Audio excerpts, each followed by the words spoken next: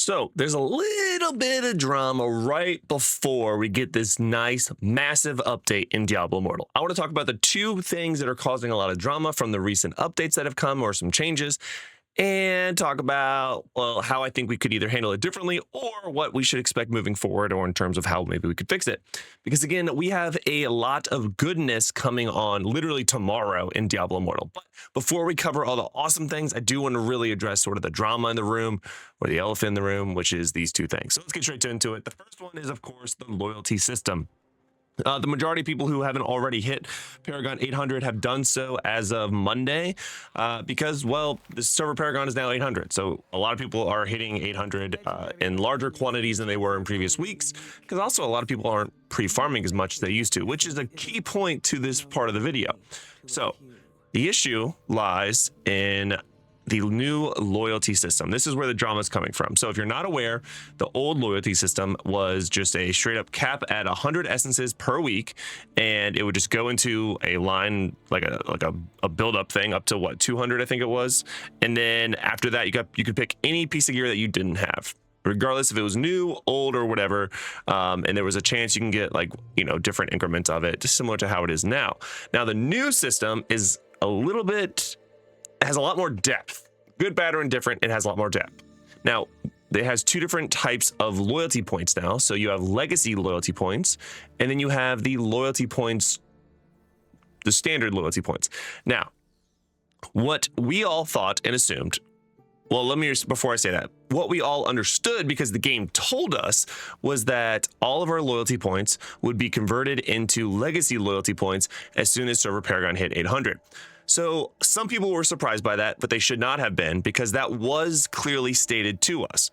Now, what wasn't as clearly stated was that if you pre-farmed let me rephrase. If you pre-farmed Inferno 6 legendaries and saved them in your stash and then turned them in after server Paragon hit 800, the majority of people, including myself, I had a full stash tab. Some people had several stash tabs farmed up, but I had a full stash tab saved up, that based off what the game did tell us, that we all thought that would be the new loyalty point system. At least those legendaries would go towards that. Turns out they didn't, and they instead went to the legacy loyalty points. Now, what does this mean? So someone like myself, who has been on the Wizard a lot recently, I've already farmed all of the different essences, with the exception of the brand new ones that just came to the game, which leads to the issue of, I was assuming that my pre-farming going into Inferno 6 was going to net me a certain amount of points, of loyalty points, so I could then get more of these new essences faster. Turns out it didn't. So a lot of people were very frustrated by that. Now, again, I do want to clarify, all right? Focus up. I do want to clarify, the game did tell us that all loyalty points would be going to the legacy loyalty points when server Paragon hit 800, which is why a lot of us saved the 800 plus legendary gear to turn in for the new legacy points. But again, that's not what happened. So there are two differences there. I've seen some comments of people being like, the game told us this was going to happen. Well, not really. It told us that current legacy points would go back, not that pre-farming was dead. Big difference. So is pre-farming dead? I mean, I lacked motivation even going into Inferno 6 to pre-farm. Now, again, the main pre-farming you can do is, of course, with your set gear. So I do have all my set gear fully kitted out. Well, most of them, or all of them, are at least Inferno 6, right? So I have a nice combat rating bonus. I'm working on getting all of them to the 3 sockets that I want. I have 4 more to go. Outside of that, outside of dungeons, yeah, it doesn't make a ton of sense to pre-farm anymore. And the amount of like cannibalizing returns that you get doesn't feel good. It's not as rewarding. You know, unless you're going for server first or world first, it doesn't feel as rewarding as it used to pre-farm and get ready for the next difficulty. So that is drama number one. Drama number two is, apparently with the recent update, a lot of people, and I mean a lot of people, are missing their I don't even know where to find them. Where are they at? They're not in gems, are they? That would make sense.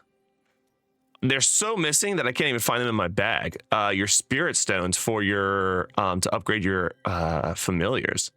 So where are mine? Maybe this is how far gone they are. So let's go to details, go to empower. So you can see I have none, which is wild, because I definitely had more than that. What are these two though? So I have conversion stones and a conversion stone shard. Interesting. But obviously had a ton of spirit essences. I no longer have any. So this is an error that they are working on fixing. However, some people have already received their corrected spirit essences and fragments or conversion stones and are still missing or were given the incorrect amount. So if you had a lot like I did and you're now at 0, that is why. So this is a bug and they are aware and are working on it, and again have pushed out an update, but apparently I didn't get it.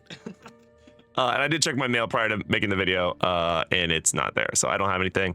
I'm just adding some spirit essences. Hopefully it's a slow roll effect, but that is the 2 things of drama that is going on. Now, I wanted to make this video because I wanted to at least address the community's concerns, because there is a lot of frustration around these 2 items right now. But tomorrow is a different day, and tomorrow is a good day because we are getting the introduction of a month-long event collaboration with Berserk, which looks absolutely sick. Now, we as content creators or hashtag Diablo partners did get early access to it, and while I was a little too busy to record anything of it, it does look fantastic. It does look super awesome. Other content creators were able to make videos for it because, again, just personal life, I wasn't able to. So go check out their videos, especially Echo and especially Indez and all those other great content creators. I encourage you to go watch their videos of all the new stuff. I'm just covering the drama today, and tomorrow we'll cover all the juicy goodness that is coming to Diablo Immortal. So some bad before the good comes, but ultimately, I think it's gonna be worth the wait, and hopefully they get this stuff fixed. At least they've been pretty open about fixing it and identifying the issue, so that feels good. Communication is always key